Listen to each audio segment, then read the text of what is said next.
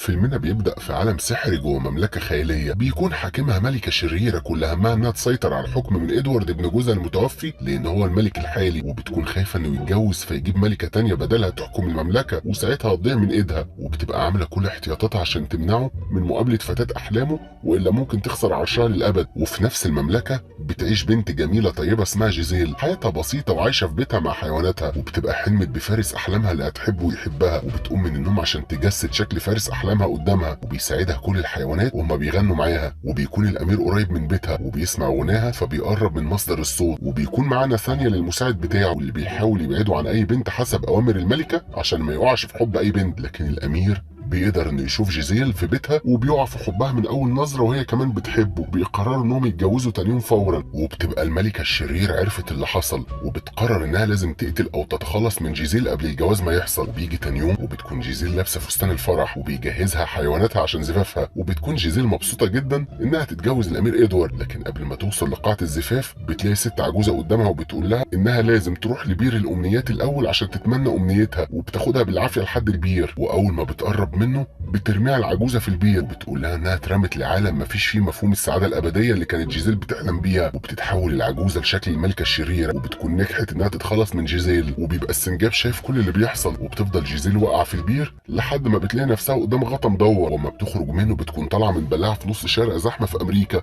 ومش عارفه تتصرف ازاي، وبتفضل ماشيه في الشارع وبتخبط في الناس وبتستغرب ان الناس راكبه مكعبات حديد وبتتحرك بيها وبيبقى قصدها العربيات، وبتفضل تسال على المكان القصر بتاع ادوارد حبيبها ومفيش حد بيجاوبها لانهم فاكرينها مجنونه. بتفضل ماشيه في الشوارع لحد ما بيتاخر الوقت والشوارع بتفضى بيها، وبتلاقي راجل عجوز قاعد قدامها فبتروح تقعد جنبه عشان تحكي له عن اللي حصل معاها، فبيقوم سارقها هو كمان وبياخد التاج اللي هي لابساه وبيهرب منها. وبعدها بنروح لروبرت واللي بيبقى في شغله الوقت متاخر بسبب مشاكل عنده، وبعد ما بيخلص شغله بيقول لسكرتيرته انه بيدور على طريقه يبلغ بيها بنت مورجان انه هيتجوز نانسي حبيبته وانها تعيش معاهم دايما ومش عارف يقولها لها ازاي، وبيبقى عامل حسابه انه هيدي بنته هديه وبعدها يبلغها موضوع جوازه، وبتبقى الهديه كتاب عن اهم نساء العالم. وبتبقى مورجان راكبه مع والدها في تاكسي ومروحين وبتاخد بالها من اميره واقفه عند يافطه مرسوم عليها قص وعماله تخبط عليها، فبتنزل مورجان من التاكسي بسرعه وبتجري على مكان الاميره دي عشان تنادلها، وبينزل وراها روبرت وبيلاقي فعلا ان في واحده واقفه قدامه على اليافطه وبتخبط عليها، وساعتها جيزيل بتفقد توازنها وبتقع من على اليافطه على روبرت اللي بيحاول يمسكها. وبعد ما بيطمن روبرت عليها بيسالها عن اللي بتعمله على يافطه في الشارع، فبتقول انها كانت عايزه ترجع بيتها ومش لاقيه حد يكلمها او يساعدها حتى،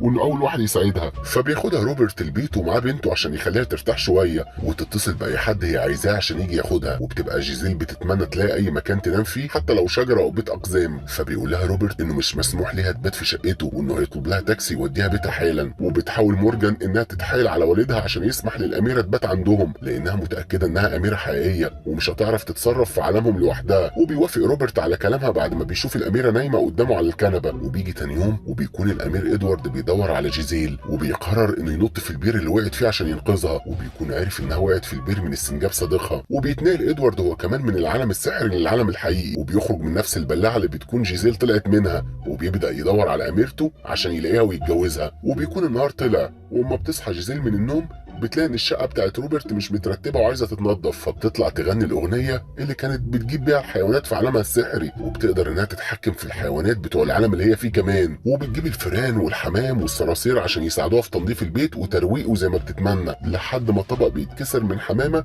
وبيكون السبب في ان مورجان بتصحى من النوم، وما بتشوف اللي بيحصل في شقتها من الحيوانات بتجري على ابوها عشان تصحيه يشوف بنفسه اللي بيحصل لانها مهما حكت له مش هيصدقها، وبيلاقي قدامه كميه فئران وحشرات كتير، فبيفتح باب الشقه وبيطردهم كلهم بعد ما بيكونوا روقوا الشقه ونظفوها زي ما جيزيل امرتهم، وبيدور عليها فبيلاقيها بتاخد دش في الحمام ومنبهره بالميه لانها قويه ونازله من ماسوره، وبعد ما بتخلص دش بيساعدها الحمام في اللبس. وبتكون نانسي جات لروبرت بيته عشان تاخد مورجان للمدرسه زي ما هم متفقين، وبتلاقي ان روبرت حبيبها موجود مع بنت تانية في الحمام، فبتفهم الموضوع غلط وبتسيبه وبتمشي بدون ما بتديله فرصه يبرر اللي بيحصل، وبيجري وراها في الشارع لكن ما بيلحقهاش، فبيرجع من تاني لجيزيل عشان يطردها من شقته لانها سببت له مشكله كبيره في حياته، فبتطلع له فستان جميل غير اللي كانت لابساه، واما بيبص حواليه يعرف ان جيزيل صممت الفستان ده من ستاير وبعد ما قطعتها، وبيجي يتخانق معاها بيلاقي بنته لبست هدومها وجهزت عشان تروح المدرسه، فبيلبس بسرعه وبيكون مجبر انه ياخد جيزيل معاه بدل ما يسيبها في بيتها وتبوظ حاجه تاني. وبتكون في نفس الوقت الساحره شايفه اللي بيحصل، وبتعرف ان ادوارد ناوي انه يدور على جيزيل ويرجعها من تاني، فبتأمر ناثانيال المساعد بتاعه واللي بيحب السحر جدا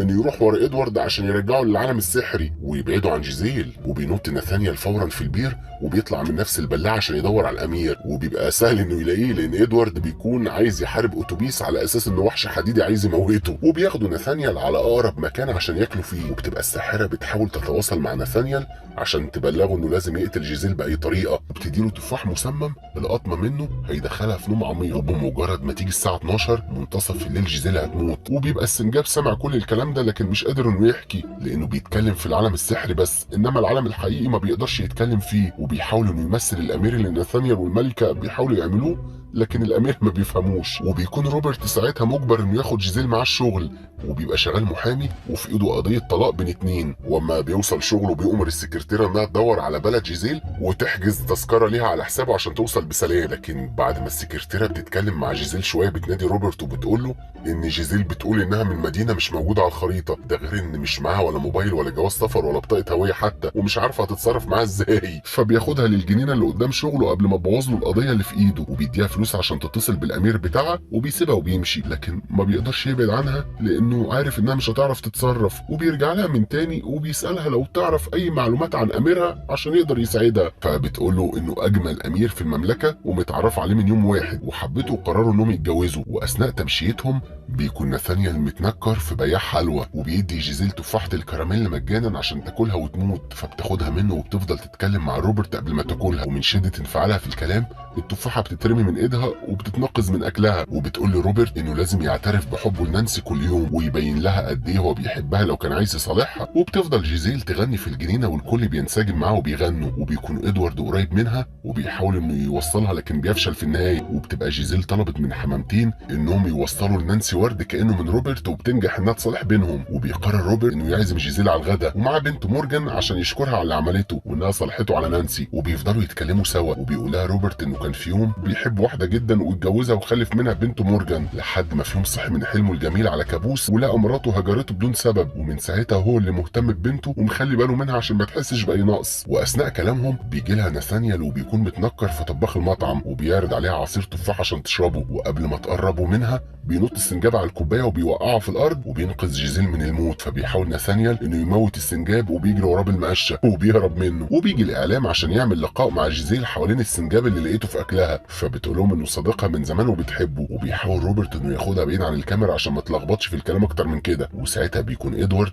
قاعد قدام التلفزيون المبهور بيه بيلاقي ان جيزيل موجوده قدامه وبيسمع المذيعه بتقول العنوان اللي هي فيه، فبيروح على نفس العنوان وبيحس ان صوت جيزيل جاي من عماره معينه، فبيفضل يدور في كل الادوار على جيزيل لحد ما بيتعب وبينام في الطرقه بين الشقق لتاني يوم. وبيكمل تدوير تاني يوم لحد ما بيقدر يوصل لنفس الشقه اللي فيها جيزيل، وبيبقوا مبسوطين هما الاتنين انهم اخيرا اتقابلوا. وبيفضل ادوارد يغني لها لكن لاول مره جيزيل ما بتغنيش معاه، وبتقول لادوارد انها بتتمنى لو يخرجوا سوا في ميعاد غرامي ويتكلموا سوا عن بعض. وبيوافقها ادوارد وبياخدها من عند روبرت، وقبل ما جيزيل تمشي من عند روبرت بتودعه وبتقول له انها بتتمنى تشوفه تاني في مدينتها هي ومورجان لانها حبت بنته جدا، وبتسيبه وبتمشي. وساعتها بتكون الساحره بتراقبهم من بعيد وبتعرف ان ناثانيال فشل في مهمته ومش باقي معاه غير تفاحه واحده بس، فبتقرر انها تيجي العالم الحقيقي بنفسها عشان تقتل جيزيل. وبتكون جيزيل ساعتها بتشرح لادوارد يعني ايه ميعاد غرامي وان ملوش مده محدده وممكن يروحوا في اي حته وما عايزينها، وبتعرض عليه انهم يروحوا حفله سوا بالليل. وبيوافق ادوارد بشرط ان بعد انتهاء الحفله يرجعوا من تاني على مدينتهم. وبترجع جيزيل على مورجان من تاني وابوها بيكون في الشغل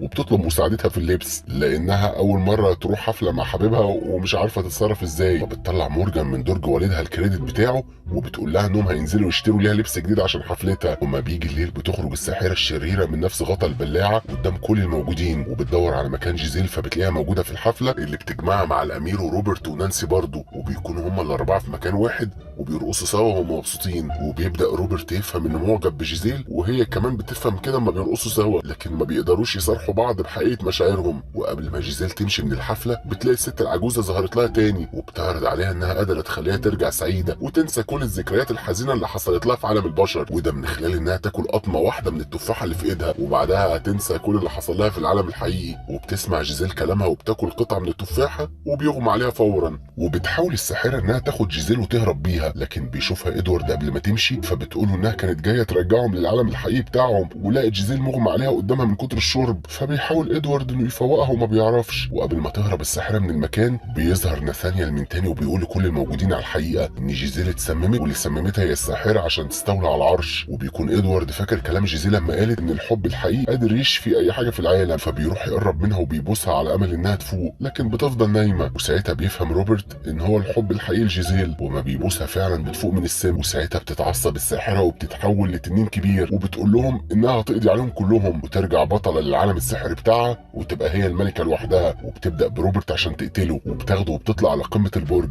وبتاخد جيزيل السيف بتاع ادوارد وبتطلع وراها وبتحاول انها تلهيها بالكلام، لان وزن الساحره بعد ما بتتحول بيكون كبير جدا، والحديده اللي بتكون واقفه عليها ضعيفه وبتكون السبب في وقوعها من على البرج. وبتموت الساحره وبتختفي تماما، وبتقدر جيزيل انها تنقذ روبرت من على البرج قبل ما يقع، وبتقرر انها تعيش معاه في العالم بتاعه. وفي نفس الوقت بيكون ادوارد اعجب بنانسي وبيقرر هو كمان انه ياخدها للعالم السحري بتاعه وبيتجوزها. وبيتجوز روبرت جيزيل وبيفتح لها مكان لتصميم الملابس، وبيشتغل معاها كل حيواناتها اللي بيحبوا يساعدوها، وبتكون من انجح مصممي الملابس في المدينه. بيفضل ناثانيال في العالم الحقيقي وبيكتب قصه حياته وبيبقى كاتب مشهور، والكل بيعيش في سعاده زي القصص الخياليه.